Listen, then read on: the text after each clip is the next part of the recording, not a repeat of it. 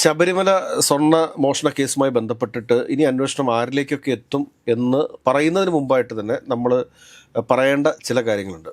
അതിലേറ്റവും പ്രധാനപ്പെട്ട കാര്യം എന്ത് എന്ന് ചോദിച്ചു കഴിഞ്ഞാൽ, ഈ പഞ്ചലോഹ വിഗ്രഹങ്ങൾ മോഷണം പോയി, ഉരുപ്പടികൾ മോഷണം പോയി എന്നൊക്കെയുള്ളത് ആരുടെ മൊഴിയാണത്? ഇപ്പോൾ പുറത്തു വന്നുകൊണ്ടിരിക്കുന്ന ഓരോ വാർത്തകളും എല്ലാവരെയും കൺഫ്യൂസ് ചെയ്യിപ്പിക്കാൻ വേണ്ടിയിട്ടുള്ളതാണ് എന്ന് പറയാതിരിക്കാൻ വേണ്ടിയിട്ട് വയ്യ. ഉന്നതരായിട്ടുള്ള ആളുകളിലേക്ക് എന്താണ് അന്വേഷണം നടക്കാത്തത് എന്ന് കോടതി ചോദിക്കുന്ന സമയത്ത് SITയെ സംബന്ധിച്ചിട്ട് ഈ ദേവസ്വം ബോർഡ് ഏത് ഡിപ്പാർട്ട്മെന്റിന്റെ കീഴിലാണോ വരുന്നത്, ദേവസ്വം വകുപ്പ് മന്ത്രിയെ ചോദ്യം ചെയ്യേണ്ടതായിട്ട് വരും. ആ സമയത്തുണ്ടായിരുന്നത് ഈ ബ്രൂണെ സുൽത്താനെ ചോദ്യം ചെയ്യാൻ വേണ്ടിയിട്ട് SITക്ക് പോകേണ്ട ഒരു അവസ്ഥ വരും. ഇനി എല്ലാ മലയാളികളും ചെയ്യേണ്ടത്, എല്ലാ മലയാള മാധ്യമങ്ങളും ചെയ്യേണ്ടത് SITയുടെ കൂട്ടത്തിൽ സഹകരിക്കുകയാണ് വേണ്ടത്.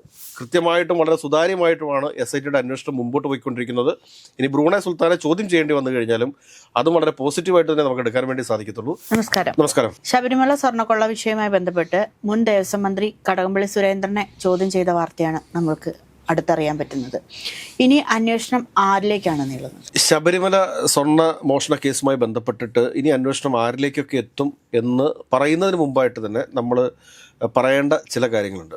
അതിലേറ്റവും പ്രധാനപ്പെട്ട കാര്യം എന്ത് എന്ന് ചോദിച്ചു കഴിഞ്ഞാൽ, ഈ പഞ്ചലോഹ വിഗ്രഹങ്ങൾ മോഷണം പോയി, ഉരുപ്പടികൾ മോഷണം പോയി എന്നൊക്കെയുള്ളത് ആരുടെ മൊഴിയാണത്? ഇത് ആരുടെ മൊഴിയാണ് എന്നുകൂടി നമ്മൾ ശ്രദ്ധിക്കേണ്ടതുണ്ട്. ഇത് ഒരു വിദേശ വ്യവസായി രമേശ് ചെന്നിത്തലയുടെ അടുത്ത് വന്ന ഒരാൾ ഒരു കാര്യം പറയുന്നു. അത് അദ്ദേഹം ഒരു മുൻ ആഭ്യന്തരമന്ത്രി എന്നുള്ള രീതിയിൽ, ഒരു ജനപ്രതിനിധി എന്നുള്ള രീതിയിൽ കൃത്യമായിട്ട് SITയെ ആ വിവരം അറിയിക്കുന്നു. SIT രമേശ് ചെന്നിത്തലയുടെയും മൊഴിയെടുക്കുന്നു. അതിനുശേഷം ഈ പറഞ്ഞ വിദേശ വ്യവസായിയുടെ മൊഴിയെടുക്കുന്നു. വിദേശ വ്യവസായിയുടെ മൊഴിക്കകത്ത് പഞ്ചലോക വിഗ്രഹങ്ങളെ കുറിച്ച് പറഞ്ഞിട്ടുണ്ട് എന്ന് ആധികാരികമായിട്ട് പറയാൻ സാധിക്കുന്ന എന്ത് രേഖകളാണ് പുറത്തു വന്നിട്ടുള്ളത്? അന്വേഷണ ഏജൻസി, ഈ സ്പെഷ്യൽ ഇൻവെസ്റ്റിഗേഷൻ ടീമിന്റെ ഏതെങ്കിലും ഒരു ഉദ്യോഗസ്ഥൻ പുറത്തു വന്നിട്ട് ഇതിനെക്കുറിച്ച് പ്രസ്താവന നടത്തിയിട്ടുണ്ടോ? അതല്ലെങ്കിൽ കോടതിയിൽ ഇതുമായി ബന്ധപ്പെട്ടിട്ടുള്ള എന്തെങ്കിലും മൊഴികൾ നൽകിയിട്ടുണ്ടോ? ആൾ പറഞ്ഞിരിക്കുന്ന, ഈ വ്യവസായി പറഞ്ഞിരിക്കുന്ന മൊഴി ഇതാണ് എന്ന് പറഞ്ഞുകൊണ്ട് ഹൈക്കോടതിയെ ബോധിപ്പിച്ചിട്ടുണ്ടോ? ഇല്ലല്ലോ. അങ്ങനെ വരുന്ന സാഹചര്യത്തിൽ എവിടെ നിന്നുമാണ് ഈ പഞ്ചലോക വിഗ്രഹത്തിന്റെ കഥ മെനഞ്ഞെടുത്തത് എന്നുള്ളതിനെ കുറിച്ച് പരിശോധിക്കേണ്ടതുണ്ട്. കാരണം ഇതൊക്കെ വാർത്താ മാധ്യമങ്ങളുടെ സൃഷ്ടിയാണ് എന്ന് പോലും പറഞ്ഞു വെക്കേണ്ടി വരും. ശബരിമലയിൽ ശരിക്കും സ്വർണ്ണമോഷണം നടന്നു, സത്യമാണ്. അവിടെ നടന്ന സ്വർണ്ണമോഷണത്തിന് വേണ്ടിയിട്ടുള്ള ഗൂഢാലോചന നടത്തിയത് ആരൊക്കെയാണ്? അന്നത്തെ ദേവസ്വം ബോർഡിന്റെ പ്രസിഡന്റ് ആയിരുന്ന ശ്രീ M പത്മകുമാറും N വിജയകുമാറും അതോടൊപ്പം ഈ വാസു എന്നൊക്കെ പറയുന്ന ആളുകളാണ്. ഇവരെ കൃത്യമായിട്ട് പോലീസ് അറസ്റ്റ് ചെയ്തു. ഈ ഗൂഢാലോചനയുടെ ഭാഗമായി എന്ന് പറയുമ്പോഴും നമുക്ക് വ്യക്തതയില്ല. ഇവർ ഗൂഢാലോചനയുടെ ഭാഗമായിരുന്നോ അതോ ഇവർ ഏതെങ്കിലും തരത്തിൽ തങ്ങളുടെ ഉത്തരവാദിത്തങ്ങളിൽ വരുത്തിയിട്ടുള്ള വീഴ്ചകളുടെ പേരിലാണോ ഇവരെ പോലീസ് അറസ്റ്റ് ചെയ്തിരിക്കുന്നത് എന്നതിനെ കുറിച്ച് നമുക്ക് അറിയത്തില്ല. അങ്ങനെ ഇരിക്കെ ഇപ്പോൾ പുറത്തു വന്നുകൊണ്ടിരിക്കുന്ന ഓരോ വാർത്തകളും എല്ലാവരെയും കൺഫ്യൂസ് ചെയ്യിപ്പിക്കാൻ വേണ്ടിയിട്ടുള്ളതാണ് എന്ന് പറയാതിരിക്കാൻ വേണ്ടിയിട്ട് വയ്യ. ഉണ്ണികൃഷ്ണൻ പോറ്റി എന്ന് പറയുന്ന ഒരു ഗജ ഫ്രോഡ്, ആ പദം തന്നെ ഉപയോഗിക്കേണ്ടി വരുന്നത്, അയാൾ ആസൂത്രണം ചെയ്ത ഒരു പദ്ധതി, അതിനു വേണ്ടിയിട്ട് അയാൾ കൂട്ടുപിടിച്ചത്, ഒന്ന് മോഷ്ടിക്കാൻ വേണ്ടിയിട്ട് ഒരു സംഘത്തെ കൂട്ടുപിടിക്കുന്നു, വിൽക്കാൻ വേണ്ടിയിട്ട് മറ്റൊരു സംഘത്തെ കൂട്ടുപിടിക്കുന്നു. ഇതിൽ കട്ടെടുക്കാൻ വേണ്ടിയിട്ട്, അതായത് മോഷണം നടത്താൻ വേണ്ടിയിട്ട് ഉണ്ണികൃഷ്ണൻ പോറ്റി കൂട്ടുപിടിച്ച ആളുകളാണ് ഈ പറഞ്ഞ പത്മകുമാർ ഉൾപ്പെടെയുള്ള ആളുകൾ. ഞാൻ ഇപ്പോഴും പറയുന്നത് അതിനകത്ത് വ്യക്തത വന്നിട്ടില്ല.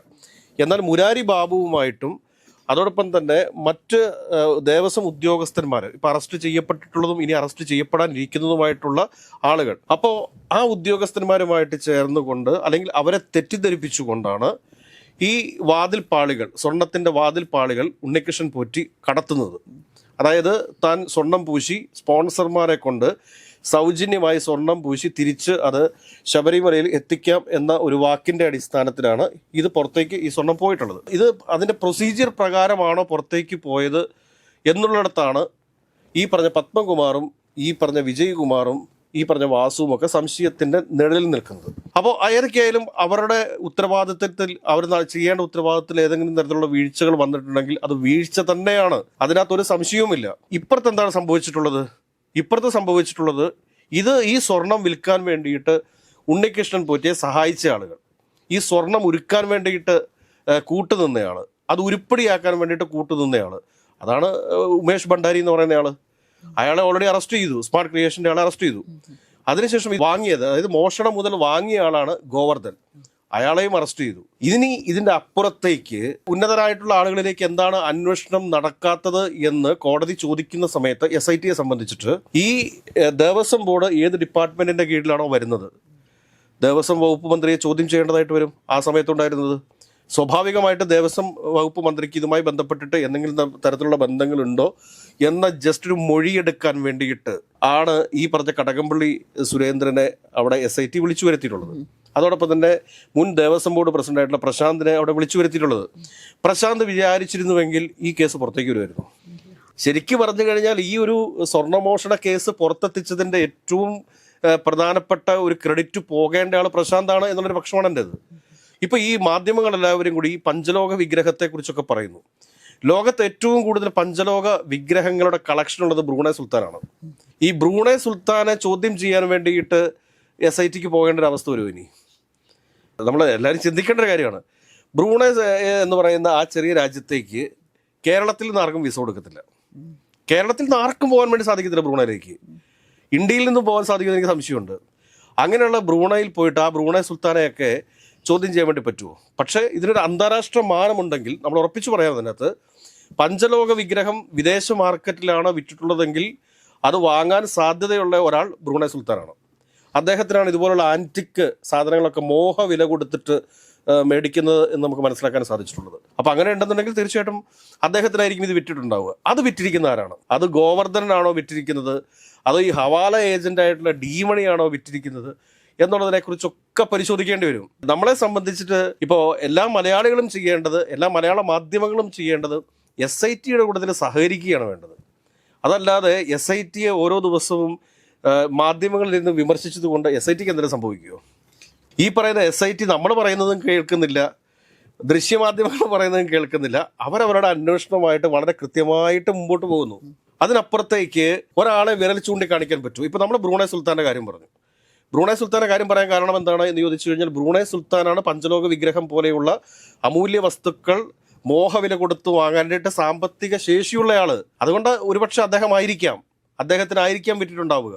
അത് നമുക്ക് പറയാൻ സാധിക്കും. പക്ഷെ അതിനപ്പുറത്തേക്ക് എന്തെങ്കിലും തെളിവുകൾ തരാൻ പറഞ്ഞാൽ നമുക്ക് സാധിക്കുമോ? ഇന്റർനാഷണൽ മാർക്കറ്റിൽ പഞ്ചലോക വിഗ്രഹങ്ങൾ വാങ്ങിക്കുന്ന ഒരാൾ ഇയാളാണ്.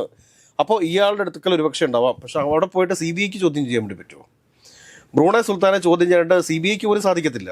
ഇപ്പോൾ എല്ലാവരും പറയുന്നതിനൊരു ഇന്റർനാഷണൽ മാനമുള്ളത് കൊണ്ട് CBI വരണം, CBI അന്വേഷണം നടത്തണമെന്നൊക്കെയുള്ളതാണ്. ബ്രൂണൈ പോയി അന്വേഷണം നടത്തണമെന്നുണ്ടെങ്കിൽ അത് ദുർഘടം പിടിച്ച ഒരു കാര്യമാണ് എന്ന് വേണം നമ്മൾ മനസ്സിലാക്കാനായിട്ട്. ഏതൊക്കെയാലും ഇന്ന് ഡി മണി എന്ന് പറയുന്ന കൊടും ഭീകരൻ തിരുവനന്തപുരത്ത് എത്തിയിട്ടുണ്ട്. അദ്ദേഹത്തെ അറസ്റ്റ് ചെയ്യാനായിട്ടുള്ള സാധ്യതകൾ നമുക്ക് തള്ളിക്കളയാൻ വേണ്ടി സാധിക്കത്തില്ല. കാരണം അദ്ദേഹത്തോട് ചോദിക്കുന്ന ഏറ്റവും സുപ്രധാനമായ ചോദ്യമാണ്, എന്തുകൊണ്ടാണ് സ്വന്തം പേരിൽ സിം കാർഡ് എടുക്കാത്തത്? ഇനിയിപ്പോൾ അയാൾക്ക് ആധാർ കാർഡും ID കാർഡും ഒക്കെ ഉണ്ടോ എന്നുള്ള കാര്യം നമുക്ക് അറിഞ്ഞുകൂടാ. അപ്പോൾ ആധാർ കാർഡും ID കാർഡും ഒക്കെ ഉണ്ടെങ്കിൽ മാത്രമല്ലേ തീർച്ചയായിട്ടും ഒരു സിം കാർഡ് എടുക്കാൻ വേണ്ടി സാധിക്കത്തുള്ളൂ. അപ്പോൾ എന്താണ് ഇയാൾ സ്വന്തമായിട്ട് സിം കാർഡ് എടുക്കാത്തതിൻ്റെ കാരണം എന്നുള്ളതിനെക്കുറിച്ച് വിശദീകരിക്കേണ്ടി വരും. അതോ സെക്കൻഡ് ബിസിനസ്സുകൾ നടത്താൻ വേണ്ടിയിട്ട് ഇയാൾ മറ്റാരുടെയെങ്കിലും നമ്പർ ഉപയോഗിച്ചതാണോ? അതോ ഇയാൾ വേറെ ആരുടെയെങ്കിലും നമ്പർ ഉപയോഗിച്ചുകൊണ്ടിരുന്നത്, ഇയാൾ ഉപയോഗിച്ചുകൊണ്ടിരുന്ന നമ്പർ മാറ്റിയതിന് ശേഷം ഇപ്പോൾ ഇയാൾ ഈ 3 സിമ്മുകളിൽ ഉപയോഗിച്ചുകൊണ്ടിരിക്കുന്നതാണോ എന്നതിനെക്കുറിച്ച് നമുക്ക് അറിഞ്ഞുകൂടാ. ഇതൊക്കെ SIT അന്വേഷിക്കട്ടെ എന്നാണ് പറയാനുള്ളത്. അതിനിടയിൽ പോസിറ്റീവായിട്ടുള്ള അഭിപ്രായങ്ങൾ നമുക്ക് പറയാം. മറിച്ച് ശബരിമല ഒരു രാഷ്ട്രീയ ആയുധമാക്കുന്നതിൽ നിന്ന് സത്യം പറഞ്ഞാൽ കോൺഗ്രസ് പോലും ഇപ്പോൾ പിന്നോക്കം പോയി, BJP പിന്നോക്കം പോയി. ഇപ്പോഴും ഈ സൈബർ ഇടങ്ങളിൽ ചില ആളുകൾ മാത്രമാണ്, അതെനിക്ക് തോന്നുന്നു ചില സുഡാപ്പി എന്നൊക്കെ നമ്മൾ പറയേണ്ടി വരും, ഇവർക്ക് മാത്രമാണ് ഇപ്പോഴും ഈ ശബരിമലയോട് ഭയങ്കരമായൊരു സ്നേഹം പൂത്തിരിക്കുന്നത്. അതുകൊണ്ട് നമുക്കൊന്നേ പറയാനുള്ളൂ, കൃത്യമായിട്ടും വളരെ സുതാര്യമായിട്ടുമാണ് SITയുടെ അന്വേഷണം മുമ്പോട്ട് പോയിക്കൊണ്ടിരിക്കുന്നത്. ഇനി ബ്രൂണൈ സുൽത്താനെ ചോദ്യം ചെയ്യേണ്ടി വന്നു കഴിഞ്ഞാലും അതും വളരെ പോസിറ്റീവായിട്ട് തന്നെ നമുക്ക് എടുക്കാൻ വേണ്ടി സാധിക്കത്തുള്ളൂ. ഏതൊക്കെയാലും ഇതിൻ്റെ മൊഴികളുടെ സത്യാവസ്ഥയാണ് പുറത്തു വരേണ്ടത്. അല്ലാണ്ട് എന്തെങ്കിലും ഊഹാപോഹങ്ങളൊക്കെ വെച്ചിട്ട് പഞ്ചലോഹ വിഗ്രഹം പോയി, അതുപോയി, ഇതുപോയി, ഇന്നയാളുടെ മൊഴി എന്നൊന്നും പറഞ്ഞിട്ട് ഒരു കാര്യവുമില്ല എന്നാണ് എനിക്ക് തോന്നുന്നത്. ഹൈക്കോടതി കൊടുത്തിരിക്കുന്ന സമയം എന്ന് പറഞ്ഞിട്ടുണ്ടെങ്കിൽ ജനുവരി 5-ന് അവസാനിക്കുകയാണ്. അതിനുള്ളിൽ ഇവർക്ക് ഈ കേസ് ക്ലോസ് ചെയ്യാൻ സാധിക്കും എന്ന് തോന്നുന്നു. തീർച്ചയായിട്ടും ഈ ജനുവരി 5-ാം തീയതി എന്ന് പറയുന്ന ദിവസം തന്നെ ഇവർക്ക് കേസ് ക്ലോസ് ചെയ്യാൻ വേണ്ടി സാധിക്കും. അതിൻ്റെ അവസാന ഘട്ടത്തിലേക്കാണ് ഇപ്പോൾ കടകംപള്ളി സുരേന്ദ്രനെ ചോദ്യം ചെയ്തിരിക്കുന്നത്, അദ്ദേഹത്തിൻ്റെ വെർഷൻ കൂടി എടുത്തിരിക്കുന്നത്. ഈ കുറ്റപത്രം സമർപ്പിച്ചു കഴിഞ്ഞാൽ അപ്പം തന്നെ ഈ പറഞ്ഞ പത്മകുമാറിനും ജാമ്യം കിട്ടും, വാസുവിനും ജാമ്യം കിട്ടും, പിന്നെ ഇന്നറിഞ്ഞ വിജയകുമാറിനും ജാമ്യം കിട്ടും. ഇതിനകത്ത് ഉണ്ണികൃഷ്ണൻ പോറ്റിയും അതോടൊപ്പം തന്നെ മുരാരി ബാബു തുടങ്ങിയ ആളുകളുടെ ജാമ്യത്തിൻ്റെ കാര്യത്തിലായിരിക്കും പ്രശ്നമുണ്ടാവുക. മോഷണ മുതൽ മേടിച്ചിട്ടുള്ള സ്മാർട്ട് ക്രിയേഷൻസും അതോടൊപ്പം തന്നെ സ്മാർട്ട് ക്രിയേഷൻസിന് ഇതിനകത്ത് ഇൻവോൾവ്ഡ് ആണ്, ഈ ഒരു ഗൂഢാലോചനയിലും കൂടി അവർ ഇൻവോൾവ്ഡ് ആണ്. അതുകൊണ്ട് അവർക്ക് ജാമ്യം കിട്ടാനുള്ള സാധ്യതകൾ കുറവാണ്. പക്ഷേ ഗൂഢാലോചന തെളിയിക്കണമെന്നുണ്ടെങ്കിൽ അതിനൊക്കെ ഒരുപാട് തെളിവുകൾ ആവശ്യമുണ്ട്. ഇപ്പോൾ ദിലീപ് കേസിലൊക്കെ നമ്മൾ കണ്ടതാണ്. അപ്പോൾ അതുകൊണ്ട് ഗൂഢാലോചന പ്രൂവ് ചെയ്യുക എന്ന് പറഞ്ഞാൽ വളരെ ഡിഫിക്കൽട്ടായിട്ടുള്ളൊരു കാര്യമാണ്. അതുകൊണ്ട് എത്രത്തോളം ഗൂഢാലോചന തെളിയിക്കാൻ സാധിക്കുമെന്ന് അറിഞ്ഞുകൂടാ. ഗോവർദ്ധന ഏക്കലും ജാമ്യം കിട്ടും എന്നുള്ള കാര്യം ഉറപ്പാണ്. ഏക്കലും ജനുവരി 5 തന്നെ ശബരിമല വിഷയം പുറം ലോകത്തിന് അറിയാൻ സാധിക്കും എന്നാണ് ഞാൻ മനസ്സിലാക്കുന്നത്. മറിച്ച് ചില രാഷ്ട്രീയ ലക്ഷ്യങ്ങൾക്ക് വേണ്ടിയിട്ട് ജനുവരി 5 മുമ്പ് തന്നെ CBI എൻക്വയറിക്ക് വേണ്ടിയിട്ട് BJPയുടെ സംസ്ഥാന അധ്യക്ഷനൊക്കെ കോടതിയെ സമീപിച്ചിട്ടുണ്ട്. അതിൽ വലിയ അർത്ഥങ്ങളില്ല എന്നാണ് എനിക്ക് തോന്നുന്നത്.